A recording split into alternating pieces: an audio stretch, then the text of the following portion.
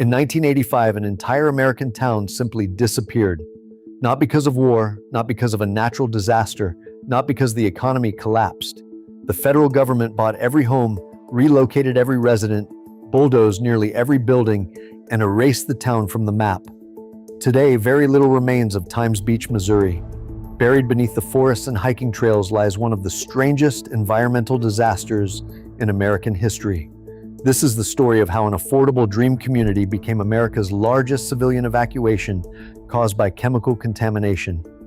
Everything in this documentary is based on verified historical records, EPA investigations, court documents, and contemporary reporting. On May 31, 1925, the St. Louis Star-Times launched an unusual real estate promotion. According to front-page advertisements from that morning, any reader who purchased a 6-month newspaper subscription could secure a plot of land along the Merrimack River. The newspaper's marketing team carved a triangular parcel of floodplain forest into 6,000 individual lots, each measuring 20 by 100 feet.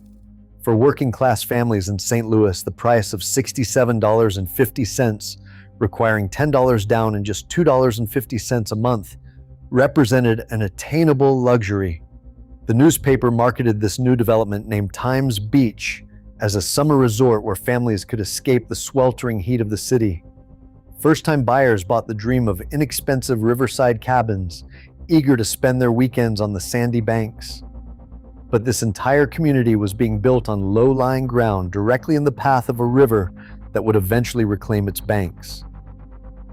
During the Great Depression, the weekend cabins of Times Beach transformed into permanent year-round homes. Working-class families, unable to afford vacation properties, settled along the Merrimack River full-time. By the 1970s, World Atlas demographic records show the population grew to between 2,000 and 2,500 residents. The community established its own school, small businesses, and churches, anchoring a tight-knit neighborhood. Summer days were defined by children swimming in the river and families gathering for barbecues.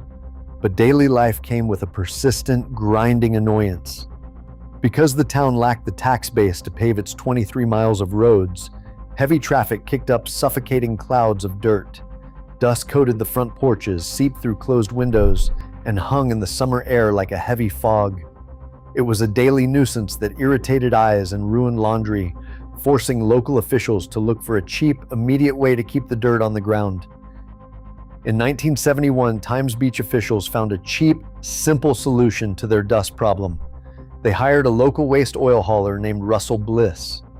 For a fraction of the cost of asphalt, Bliss offered to spray used industrial oil directly onto the unpaved streets, binding the loose dirt to the ground. To the town, the dark coating seemed like an instant success. The suffocating dust clouds disappeared, replaced by a damp black sheen. But the bargain came with a hidden arrangement. To secure his supply, Bliss hauled chemical waste from a facility in Verona, Missouri, operated by the Northeastern Pharmaceutical and Chemical Company, or NAPACO. This plant produced hexachlorophene, generating highly toxic waste streams. The company paid Bliss to dispose of their unwanted industrial byproducts, and Bliss mixed this chemical sludge directly into the storage tanks of his spraying trucks. When Bliss drove his trucks through Times Beach, coat after coat of this mixture soaked into the soil of the town's 23 miles of roads. The chemical compound was completely invisible, leaving only a faint, sweet smell. The residents welcomed the relief from the dust, walking and playing on streets that had just been coated in a highly concentrated industrial poison. In May 1971, just days after Russell Bliss sprayed the horse arena at Shenandoah Stable in nearby Moscow Mills, birds inside the barn began falling from the rafters. Within weeks, dozens of horses grew lethargic, lost their hair, and died. Dogs and cats that played in the sprayed dirt suffered the same fate. Local veterinarians, baffled by the sudden systemic organ failure in otherwise healthy animals, launched investigations but found no common disease or pathogen. Soon, similar reports surfaced along the roads of Times Beach. Residents found dead sparrows in their yards and watched their dogs waste away. The convenient solution to the town's dust problem was revealing a terrifying cost. The dark, sweet-smelling sheen on the dirt roads was not just keeping the dust down, it was killing every living thing that touched it. Among the investigators, a chilling new word began to circulate in hushed medical reports: dioxin. But as veterinary concern turned to community panic, a much more urgent question gripped the families of Times Beach. If this invisible substance could kill a 1,200-pound horse, what was it doing to their children? The word dioxin refers to a family of compounds, but the specific chemical bound to the soil of Times Beach was 2,3,778 to tetrachlorodibenzo-P-dioxin, or TCDD. This molecule is an unintended byproduct of manufacturing chlorinated compounds like hexachlorophene and Agent Orange. TCDD is one of the most toxic synthetic substances ever created. Its cellular hazard scale is measured in parts per trillion, meaning microscopic doses can trigger severe systemic damage. Because the molecule is highly lipophilic, it tightly binds to organic matter, resisting water and natural decay. While sunlight can degrade surface particles over several years, buried dioxin remains virtually inert, with a soil half-life that can span decades. In the 1970s, scientific understanding was still evolving, gradually catching up to the realities of industrial exposure. Regulatory toxicologists would eventually establish a safety threshold of just 1 part per billion in residential soil. Yet early EPA estimates would show that the concentrations on the roads of Times Beach averaged 100 parts per billion, 100 times the safe limit. While researchers analyzed these microscopic threats in distant laboratories, the invisible poison remained anchored in the dry dirt of the town. It was completely stable, waiting only for a physical force powerful enough to lift it from the ground. On December 3, 1982, the Merrimack River breached its banks, fueling the worst flood in the region's recorded history. Within 48 hours, the river rose far above the town's street grade, submerging homes, yards, and businesses under several feet of rushing brown water. But this was not a typical natural disaster. As residents fled to higher ground, the floodwaters physically lifted the topsoil from the 23 miles of unpaved roads. The invisible TCDD, tightly bound to the organic dirt particles, was swept up by the current. When the waters began to recede, they left behind a thick, foul-smelling layer of silt and an oily sheen that coated living rooms, playgrounds, and basement walls. Dead fish and water birds lay scattered in the mud, rotting in the winter air. The flood had systematically redistributed the highly concentrated chemical across the entire municipal landscape, transforming isolated stretches of dirt road into a uniform zone of toxic exposure. Before the flood, the dioxin had remained relatively stationary, trapped beneath the dry road surfaces. Now the poison was everywhere, tracked into kitchens on boots, drying into dust on porch steps, and clinging to children's toys. The environmental hazard was no longer a localized issue. With a community contaminated from border to border, federal authorities faced an unmatched crisis. As EPA sampling teams in protective suits began moving through the muddy streets with test tubes, they realized the scale of the disaster had shifted. The town was now uninhabitable, forcing a terrifying question upon federal officials. What do you do when an entire American community is poisoned? By early 1983, the Centers for Disease Control and Prevention issued a health hazard evaluation, warning that the levels of dioxin left in the soil after the flood posed an unacceptable long-term threat to human life. Scraping away the topsoil was no longer enough. The poison had migrated into gardens, under floorboards, and throughout the entire town. On February 22, 1983, the Environmental Protection Agency made a startling announcement. Rather than attempting a piecemeal cleanup while families lived in the path of the work, the federal government would buy the entire town. Under the authority of the newly created Superfund law, the EPA allocated an initial $33 million to purchase every residential and commercial property. According to a subsequent Government Accountability Office audit, this emergency funding cleared the way for the relocation of over 2,000 residents. For these families, the physical structures that represented decades of memories were suddenly redefined as toxic liabilities. The houses were no longer homes, they were assets to be liquidated by the state, and the citizens became refugees. When the EPA signed its formal record of decision, the town was officially disincorporated, reduced to a massive federal case file. Yet as the last residents packed their cars and left, a quiet, unsettling question remained over the empty streets.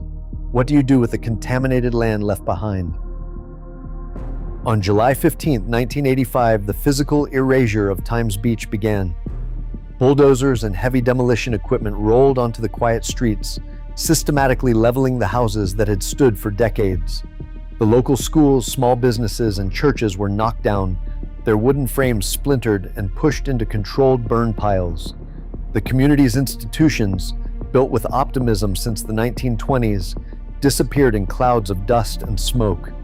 Former residents stood along the security perimeter, watching in silence as their childhood homes and family properties were destroyed. For those who watched, the emotional reality was not one of simple relocation, but of absolute erasure. The physical remnants of their lives were treated as toxic liabilities, and the loss became irreversible. The streets where children had once played were scraped bare, leaving behind a scarred, empty terrain.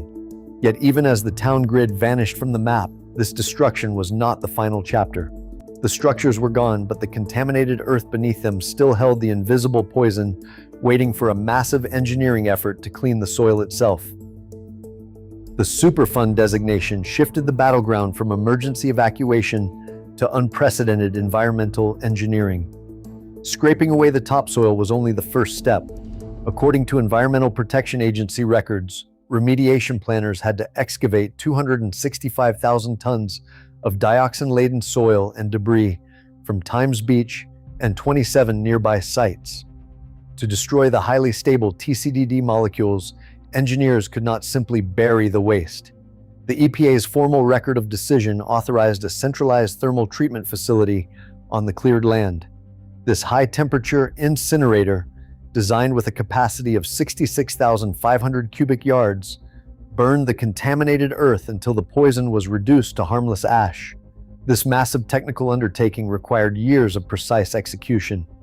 The incinerator operated continuously, monitored by engineers who tracked air quality and soil safety metrics.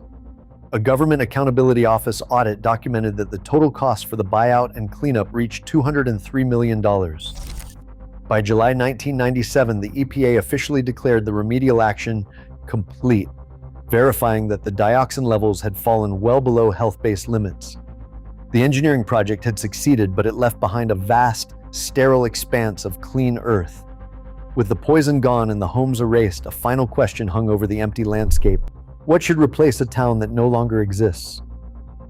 Acquired in the early 1990s, the state of Missouri opened Route 66 State Park in 1999 on the 419 acres where Times Beach once stood. The state repurposed the cleared site for public recreation, leaving the town's absence to define the new environment. Today, visitors hike and cycle along trails that map the exact grid of the vanished neighborhoods. The only surviving structures are the historic 1932 Merrimack River Bridge, now closed to cars, and the 1935 Bridgehead Inn Roadhouse, which serves as the visitor center alongside the former firehouse. Near the center, a grassy mound holds the buried remains of the town's demolished buildings. Here, families picnic over a buried disaster, where the land itself must tell the story of the community it replaced. But what did the tragedy of Times Beach change beyond the borders of Missouri? The disaster forced a complete overhaul of how the nation tracks toxic waste.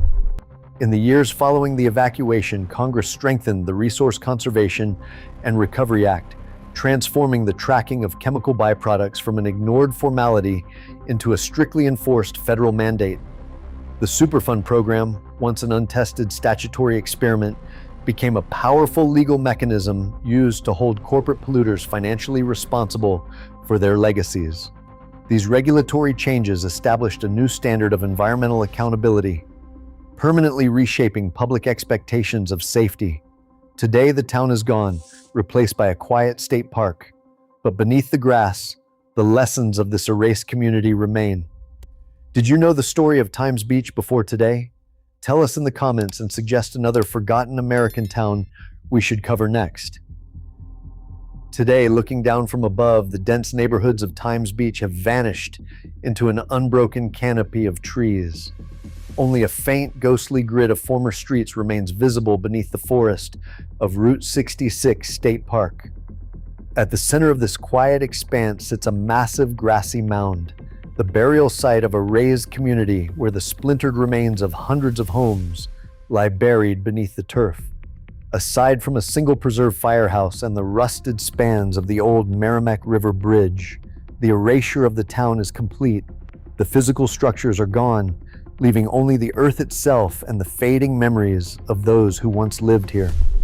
When a town is so thoroughly wiped from existence, how do we remember what has vanished?